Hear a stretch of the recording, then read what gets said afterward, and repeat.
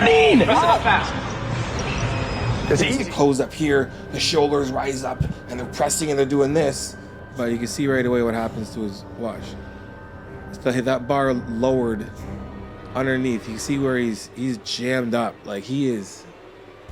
You can see he's jammed in his neck. Right? What is up? It's your boy Johnny Street Life, BB Pro, and Mr. Tell Like It Is. We are coaching up N3on and Sneako.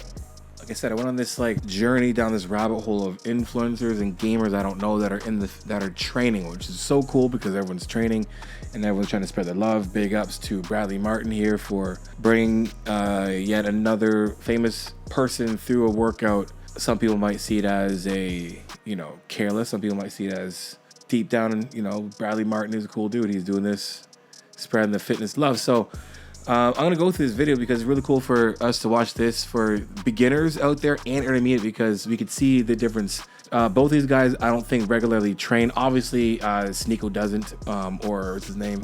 N3on.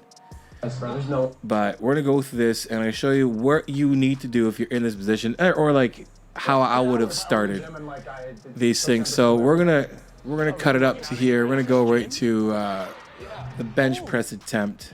Can you bench? How much can you bench, N3on? I've never benched before. I don't even know what the You just pull it up like this? So, number one, I look at this guy, I look at him, I get it. We're in the gym and it's all good. But not everybody needs to get under the bar right away. All right. So for me, you guys have already heard me say this. No matter what, before we start loading you with weight, you should be able to at least control your own weight, meaning like your progression. You should be starting from a plank. If you can't do a push-up, you should not be on a bench and a bar, right? Because this kid here is I don't know what you're saying is how much this kid weighs. All right, so he's 17 years old, right? And which is dope because he's at a young age. I think he's a gamer. So heck yeah, he should be training. So really good that he's in this environment.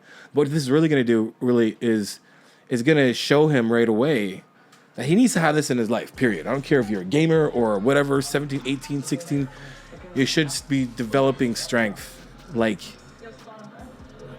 that should be part of your daily is like, you should be able to do push-ups. You should be able to do push-ups in your teens, period. You know what I mean? So anyway, so for me, I'm going to get someone to do a plank. I'm going to get someone right away to do a plank. If you can't do a push-up, you're going to do a plank. And you're going to start from like maybe your knees first, but you're just being able to practice learning how to hold yourself in a good posture where your core is to be able to, really adapt to being in that posture. And then from there, getting to safe your knees right to your feet and your hands. I would say more so of like, at that point, then start doing negatives. You know what I mean? Like you can't do an actual push-up because most people really can't do the push-up part of it, right? Because most people can't really control the negatives. So I'll be once you can do a plank, I'd be in a plank position, right? And then I'd be doing negatives. So I'd pick myself up to a planked position full, and then I'd do 1,001, 1,002, like as much as I can. I would progress that as many times as I could.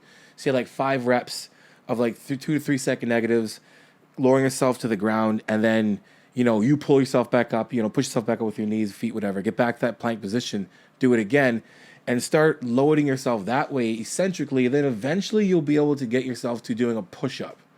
And then going from there, when you can push up, my thing is like if you can't put somebody into like a machine, it's going to be a Smith machine. It's not going to be some type of machine, right? Because right here, right away, we don't, let's just listen to Brad's cues, right? And I don't consider Brad a trainer. Strike me dead. I swear to God, I'm a fucking loser. I couldn't do that. You're fucking with us. He's not. No, help him out though. No, actually try for real. He obviously doesn't have the strength. It's 45 pounds, man. Right? Dude, yeah. I don't go to the gym. It's 45 pounds, the bar. Okay. I would say this kid is maybe $120, $130. So the weight's almost like half his weight, right? If you can... You've heard this, you've heard people say, like, if you can bench your own weight, you're strong. If you can do a push-up, you're strong, right? So he should not be in this bench right now, regardless. But I get it, we're here, right? We're being safe. We got a spotter here above. We have Sarah, right? So let's see the cues that he gives him. Right away for me, coaching this, I'm not even worried about this part of the bench. Right now, I am focusing on talking to him about making sure he's planted on the floor, making sure he can touch the floor with his feet, and then being active from the floor, and then, you know, being active through that core as well too, pushing into the core, right? Being tight with it, not doing a vacuum, but being engaged from there, from floor to core. And, you know, again, you can get to that point easier when you can do an actual plank. Because when you can do a plank, you understand how to, you know, engage your core intensity, or, you know, brace by some manner. You know what I mean? And then from there, you can load, right? Being in this posture, because basically being in a plank, posture-wise, is the exact same thing. If you're just doing a bench, flip it upside down. Do the same thing. It's literally the exact same posture you would. If you're doing a plank, bench is an upside-down plank on the floor, right? We're flipping the floor around if you look at it that way. So that's why, you know, I always make that cue, like, pretend you're putting yourself into the floor. Okay, look, I'm gonna really try. Really try. Like, genuinely. Like, don't troll me. I'm not trolling, dumb fuck. Right? And then, again, hands, right? Let's make sure we're gripping. We're either here, or we can be a false grip with fine. I recommend just being in a, like, actually gripping the bar.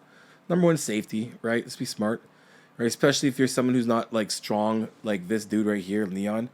Definitely is not ready to do this. So I'm telling him, just for my own, you know, peace of mind, you're going to grab that bar, because if you're not stable with that thing, yoinks, it slips, boink, and then I'm the one who's, you know, liable for that as a coach, whatever, right? You can even see Brad's face, just like, yo, chill up, man. Hold on a second. Hold on a minute. Steroids and shit, like, I'm nervous, bro. I'm not gonna hurt you. Oh, okay. I promise. Yeah, I had a few episodes of some Right. maniac named Pussy, so there's a little, you know. You know, Right. You ready? Yeah. Let's do it. so let's watch this. Try though. He does the typical Press it up. I don't know what that means. all the way to the ground. What does that mean? Press it up fast. It's easy. It's the automatic thing what happens, right? When you press, your body goes into a state of, like, fight or flight. And that was a flight. It just get away thing. He's doing exactly what his body's supposed to do in this point. He is not confident with it. He's a beginner. He has no clue what's going on either. They're saying, press. He's like, what do you mean press it?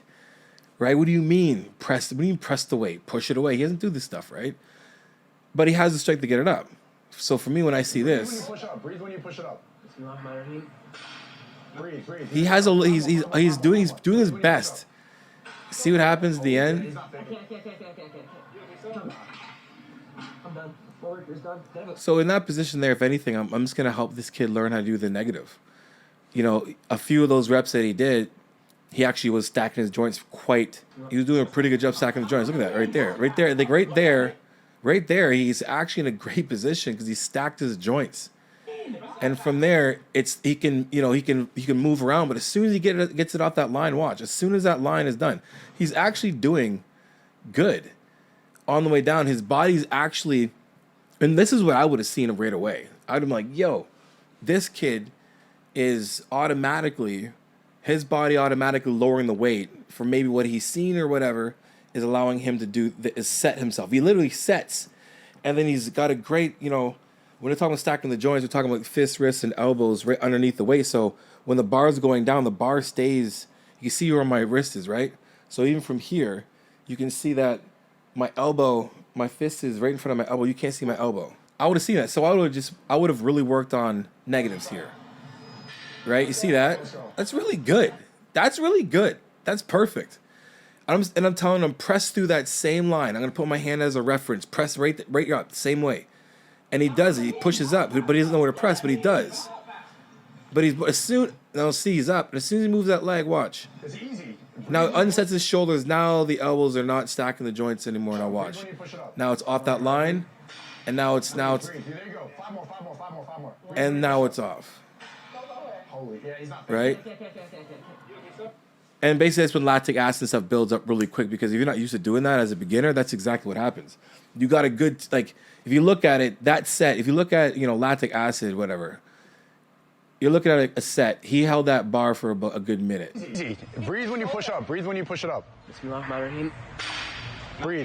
go. Five more. Breathe when you push up. Go lower. Holy, yeah, he's not faking. I can't. Jump. He's held that bar for about 20 seconds. And you got to think, like, what that is for him would be like, you know, probably easily close to 70% as well at max. So you basically get on what do you call it? You get on, you plank it, and you do a push-up first. And then you do, like, you know, you know, push-ups on like a Smith machine or going up, and you know what I mean, elevating it. I got you. I got you, shorty. Okay, then we got Sarah here. And the thing is too is like, and here's what I would have done as well too. It's like I give the example first, right? For me, if you watch her, right, great form, great line, but I'm like, I'm warming myself up. Like make that warm up, make that warm up slower. I mean, I'm Indian, dude. Like make that warm up. Like if you can press that weight like that, if it's easy, just zit, zit. I always say make it harder. Take that weight down, open up, practice your postures, right? Squeeze over, over squeeze. If you can jam the weight like that, right? That's what you want your warm up to be, not just this like that's not warming anything. You want time and attention to warm the muscle up. That's not doing anything, right? So obviously, Brad's can do this. He's strong as hell. This is only 135, right? Good line. So, but again, when you look at people, right? Right, I'm coaching. Like this is what Brad does, but for me, I'm coaching fundamentals right away, so they can see because monkey see, monkey do. He's gonna do what I do. So you want them to emulate the right thing right away. Wait, Sarah, be honest. How many girls here has Brad fucked? And this isn't like an actual workout. There's no way this is an act. This is like, yeah, I'll come over here and let's hang out here. So Sneako is up and he's gonna attempt to do 225. So again, guys, great rep. Control the weight down. I like to see control the weight, move that weight, put the collars on. And it's he's got good form. He obviously lifts. He has pretty good form. Like, don't do the whole thumb thing. Let's just get your thumb out of there. It blocks, it's not good to have your thumb in the way here. Right? Just get it away. Get it out. Wrap it underneath or just do this and get it away. Don't do the whole thumb thing. Just don't. So you're pretty locked in.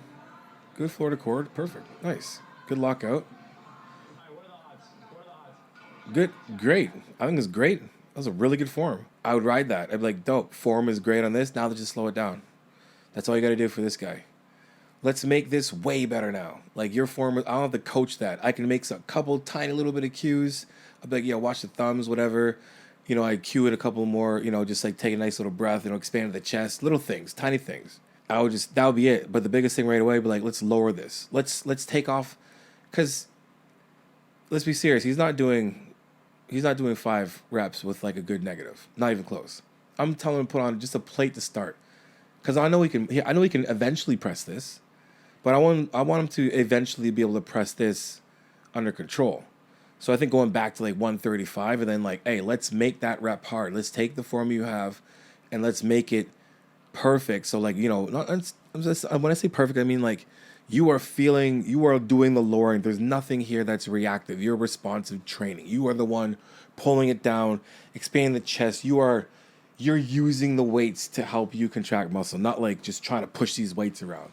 You want to be in that position and then, scale up from there. And this 185 comes up way easier, faster. I can easily right now, I promise you right now, if I was training him right now, in a month, he'd be doing 185 for 5 reps, controlled reps, in a month. I'm talking like strict, 1,001, 1,002, boom. I can guarantee 5 reps at that, minimum. And not just because like I'm the good coach. No, it's just if you literally just took that progression, slowed it down, got your muscles stronger by having that much better muscle recruitment, then you get stronger quicker. If you think about it, if you're scaling up in strength, you're scaling up strength not necessarily utilizing the entirety of the muscle that should be being targeted. So you're stronger, especially if you think of like the full range of motion, like where you're at in that like peak, hypertrophy, that's where you want to build your strength from, not from the portion of the rep that you can really bang it out really quick. You know what I mean? And you get stronger faster that way. Right? So he's going to 225, so he can push this weight up. I'd rather have him do like less. I'd rather be like, yo, do 225 as many, or a plate as many reps as you can. I would have did that instead. Under control. Remember, guys, when we're talking like that fight or flight, and that's what you want to, I want you guys to always remember, it's that fight or flight that's going to take over automatically. Your body's going to do, and this is what you have to be aware of when you're training. You're going to get to a rep that your body is going to go into fight or flight response, meaning it's just going to be like protect itself. It's going to jam up, right? Everything's going to kind of close in and protect itself, right? It's going to push something away like this, right? Everything's going to protect, right? And do that kind of thing. You see it happen all the time. You see somebody doing, you know, their form looks pretty good, and all of a sudden when things get harder, right, it reverts to doing kind of this. If you look, like you like this view at me, you kind of see this thing, things get closed up here, the shoulders rise up, and they're pressing and they're doing this. They're pushing it away when that, you know, they're, right? That's that fight or flight response, right? So we want to be aware of that. So when we do know it's coming, we have that fight response posture, I would say. It's my thing, the fight response. You only open up. When it gets harder, instead of closing in, you open up and keep pushing. So let's watch his rep. So we've already rested up pretty good. So he's fresh. All right, so he's in. Let's see he racks the weight, unracks. Nice. So he's in there. So right now his shoulders are not even locked in. His shoulder, he's up in his neck. Now he's below. So great getting it up.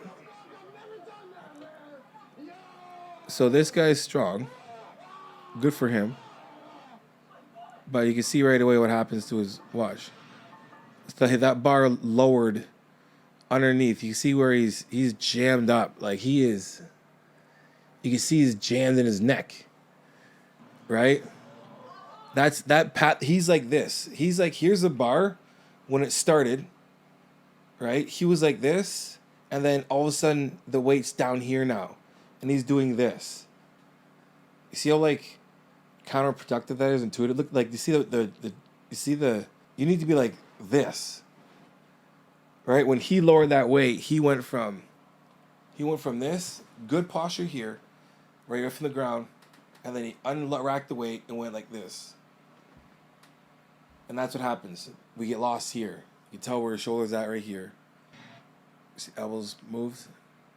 He's right on his. You see where he's hitting. And now his shoulders are under or behind the bar. He's pressing on this, like, see his weak part of his wrist he's pressing on? He's not under that bar. That part, that strongest part of your wrist, like right here, he's pressing it, the weight's right here. While his elbow is down like here. And he's like this. This is like the worst. And so I say he is strong because he can get himself out of this. What the fuck? I've never done that, man. Right? Yeah. So we want to just make sure that, again, lock in, right? We still want to be in this posture here.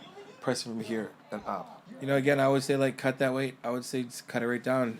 Work those negatives. Work himself where he's, you know, down that deep stretch part of the lift for reps. You know, that's what I'm looking at.